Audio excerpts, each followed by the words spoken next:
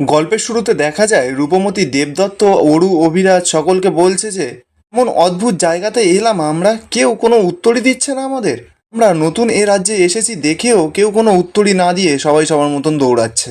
রূপমতি এরপর দেখতে পায় দুজন বয়স্ক মহিলা বসে বসে খুব কাঁদছে আর বলছে যে আমাকে বাঁচাও, আমাদের সকলকে বাঁচাও। রূপমতি তো মহিলা দুটোকে দেখতে পেয়ে ওদের কাছে ছুটে চলে যায়। রূপমতি ওদেরকে গিয়ে বলছে, কি হয়েছে গো ঠাকুমা, তুমি এরকম ভাবে কাঁদছো কেন? কে কোথায় নিয়ে গেছে তোমার নাতনিকে? আম্মিটা তখন বলছে যে এই জলের জন্য আমার নাতনিটাকে নিয়ে চলে গেল গো।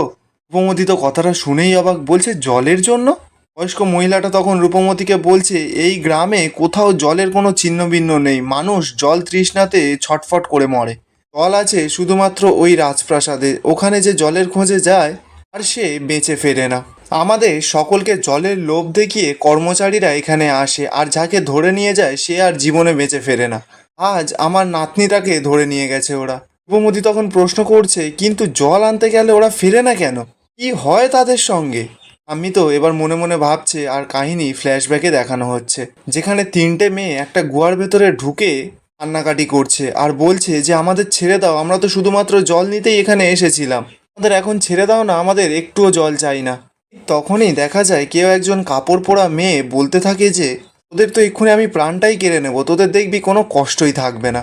এই বলেই মেয়েটা, এই মেয়েগুলো কাঁদছিল, তাদের শরীর থেকে প্রাণটা বের করে নিজের শরীরে খেয়ে নেয়। অন্যদিকে দেখা যাচ্ছে ঠাম্মিটা তো মানে ওই বয়স্ক মহিলাটা তো রূপমতিকে বলছে আমি জানি না তাদের সঙ্গে কি হয়, কিন্তু তারা আর বেঁচে ফিরে আসে না, নিশ্চয়ই তাদের সঙ্গে খারাপ কিছু ঘটে। রূপমতি তখন জানতে চায় যে তোমার নাতিকে কোন দিকে নিয়ে গেল। বয়স্ক মহিলাটা তখন আঙুল দেখিয়ে দেখিয়ে দেয়। রূপমতি দেখতে পায় কয়েকজন রাজকর্মচারী দুটো বাচ্চাকে নিয়ে চলে যাচ্ছে। দেবদত্ত তখন বলছে এবার আমি পরিষ্কার হলাম যে ওই রাজকর্মচারীদের দেখেই সমস্ত লোক ছোটাছুটি করে পালাচ্ছে। রূপমতি তখন বলছে আমাদের চোখ কান খোলা রেখে সমস্ত সত্যিটা জানতে হবে। অরু তখন বলছে যে এই পুরো গ্রামে জল না থাকা, জলের জন্য ধরে ধরে নিয়ে যাওয়া, এইটা সম্পূর্ণ অদ্ভুত কিছু তো আছে এই গ্রামের মধ্যে। রূপমতি তখন বলছে সেটাই তো আমাদের বুঝতে হবে অরু, আমরা যখন এই গ্রামে এসেই পড়েছি তার মানে আমাদের এই গ্রামের সঙ্গে কোনো না কোনো যোগসূত্র তো আছেই। এই জন্য প্রাসাদের মধ্যে গিয়ে আমাদের রহস্য উদ্ভেদ করতেই হবে। এই বলেই তো রূপমতিরা ছুটে ওখান থেকে চলে যায়। অন্যদিকে দেখা যাচ্ছে রাজ্যের প্রজারা তো একটা বাচ্চা মেয়েকে বলছে যে তোমরা রাজ্যে চলো, গেলেই ওখানে রাজপ্রাসাদে গেলেই দেখবে ওখানে কত সুন্দর সুন্দর জল খাবার সব কিছু আছে। বাচ্চাটার মা তখন ওই লোকটাকে বলছে যে আমার মেয়েকে আমি কোথাও যেতে দেবো না, তোমাদের ওই রানী মরীচিকা, ওকে আমি এক ফোঁটাও বিশ্বাস করি না। প্রজাটা তখন ওর মাকে বলছে সাবধান, ছোট রানীমার নাম তুমি নিজের মুখে আনলে, এবার তোমার মেয়ের সঙ্গে তোমাকেও ধরে নিয়ে যাব। মহিলাটা তখন বলছে যে আমি আমার মেয়েকে কিছুতেই নিয়ে যেতে দেবো না। যবে থেকে ওই মরীচিকা রানী হয়ে প্রাসাদে এসেছে তবে থেকেই গ্রামের একটা একটা করে মানুষ সব হারিয়ে যাচ্ছে, আমি কিছুতেই আমার মেয়েকে যেতে দেবো না। মহিলাটা তো এবার ছুটে যায় ওর মেয়েকে কাছে টেনে নিতে। প্রজারা তো জোর করে বাচ্চাটাকে নিয়ে যাওয়ার চেষ্টা করছে, কিন্তু ওর মাটা তো কিছুতেই ওকে যেতে দিচ্ছে না।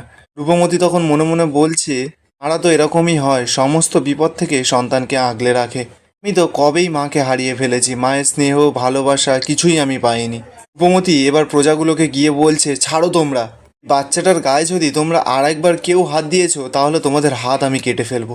প্রজারা এবার যখনই রূপমতিকে আক্রমণ করতে যাবে সঙ্গে সঙ্গে তো দেবদত্ত সামনে চলে আসে তরোয়াল নিয়ে।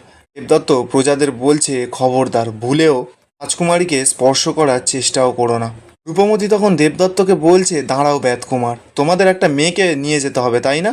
ঠিক আছে, তোমরা আমাকে নিয়ে চলো, আমি যাব তোমাদের সঙ্গে, কিন্তু ভুলেও তোমরা কেউ এই গ্রামবাসীদের নিয়ে যাবে না। দেবদত্ত তো কথাটা শুনেই অবাক, রূপমতিকে বলছে কি বলছো কি তুমি রাজকন্যা, জেনে বুঝে তুমি ওই বিপদের মধ্যে যাবে? রূপমতি তখন বলছে এছাড়া আমার কাছে আর কোনো উপায় নেই ব্যাতকুমার, আমাকে যেতে হবেই, এই অসহায় মেয়েদের বাঁচানোর জন্য আমি তো যাবই। অরু তখন রূপমতিকে বোঝাচ্ছে, বলছে রূপ তুই তো শুনলি যে ওই প্রাসাদে কেউ একবার গেলে সে ফিরে আসে না, তাহলে তুই জেনে বুঝে কেন ওই বিপদের মধ্যে যাচ্ছিস? রূপমতি তখন বলছে যে আমি যখন স্থির করে নিয়েছি তাহলে আমি যাবই।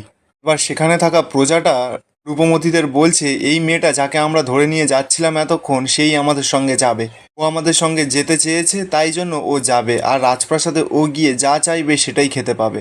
দেবদত্ত তখনই প্রজাটাকে বলছে খবরদার, যদি এক পাও এগিয়েছো না তাহলে দেহ থেকে মাথাটা আলাদা করে দেব। কবিরাজও তখন বলছে আমরা কেউ রাজকুমারীকে এখান থেকে যেতে দেব না। রূপমতি তো বারবার করে যেতে চাইছে, সকলকে বলছে যে তোমরা সবাই আমার ওপর ভরসা রাখো। আমাকে জানতেই হবে যে রাজপ্রাসাদে কি এমন হয় যে মেয়েরা ওখানে একবার গেলে তারা আর ফিরে আসে না। তাছাড়া এই মানুষগুলো এক ফোঁটাও জল পাচ্ছে না, জলের জন্য ছটফট করছে। আমি সকলের জন্য গিয়ে জল নিয়ে আসব। দেবদত্ত আর অরু তখন রূপমতিকে বলছে তাহলে আমরাও যাব। রূপমতি তখন বলছে না না, তোদেরকে যেতে হবে না, তোমরা তো গেলে হবে না, কারণ এমনিতেই তো শুধু মেয়েদেরকেই ওখানে যেতে হবে। অরু, তোকে তো আমি বিপদে টেনে নিয়ে যেতেই পারবো না, আমি শুধুমাত্র নিজেকে রক্ষা করতে জানি। রূপমতি তো এবার কারোর কথা শুনছে না দেখে তত্তরই মনে মনে বলছে রূপমতি যখন ঠিক করেছে ও তো যাবেই, কিন্তু আমাকে কিছু জাদু করে রূপমতির সঙ্গে যেতেই হবে। এই বলেই তরতরি জাদু করে একটা ফুল হয়ে যায়, ফুল হয়ে রূপমতির কানের পেছনে ঢুকে পড়ে। দেবদত্ত তখন সেটা লক্ষ্য করে। দেবদত্ত মনে মনে বলছে যাক, যাই হোক, তত্তরি তো ওর সঙ্গে যাবে, এটাই একটু নিশ্চিন্ত হওয়া গেল। এরপর প্রহরীরা রূপমতিকে নিয়ে ওখান থেকে চলে যাচ্ছে। এরপর দেখা যাচ্ছে রূপমতি যখনই প্রজাগুলোর সঙ্গে যাচ্ছে তার মধ্যে একটা প্রজা একটা ছোট্ট মতন আয়না বের করে সূর্যের দিকে ধরে। এবার সূর্যের যে প্রতিবিম্ব সেটা থেকেই রাজপ্রাসাদের দরজায় পড়তে রাজপ্রাসাদের দরজাটা অটোমেটিক খুলে যায়। রূপমতি সেই সমস্ত কিছু দেখে মনে মনে বলছে তার মানে রাজপ্রাসাদে নিজের মন মর্জি ঢোকা বা বেরোনো যায় না, এই বিশেষ পদ্ধতি অবলম্বন করেই যেতে হয়। রূপমতি এরপর দেখতে পায় সামনে অনেক একটা নদীতে প্রচুর জল। রূপমতি তখন ওই যে প্রজাগুলোকে প্রশ্ন করছে এই তো নদীতে এত জল, তাহলে গ্রামবাসীদের এত জলের অভাব কেন? তখন সেই তাদের মধ্যে একটা সেনা বলছে যে একদম চুপ করো, এইসব কথার প্রশ্নের উত্তর আমি তোমাকে দিতে পারবো না। তখনই দেখা যায় একটা লোক রূপমতির গায়ে ঢিল ছুঁড়ে মাথা ফাটিয়ে দেয়। যারা সকলে মিলে তো গিয়ে লোকটাকে ধরে, লোকটাকে ধরে বলছে তুই কি করতে এখানে এসেছিস, জানিস না এখানে আসা বারণ? এরপর ওই সেনাগুলো দেখতে পায় যে লোকটার হাতে এক ঘটি জল। সেনাগুলো তখন বলছে যে তুই তাহলে এখানে জল চুরি করতে এসেছিস, এই বলেই লোকটাকে খুব মারছে। আর এখানেই আজকের এপিসোডটা শেষ হয়ে যায়। দেখা হবে নতুন কোনো এপিসোডের সঙ্গে।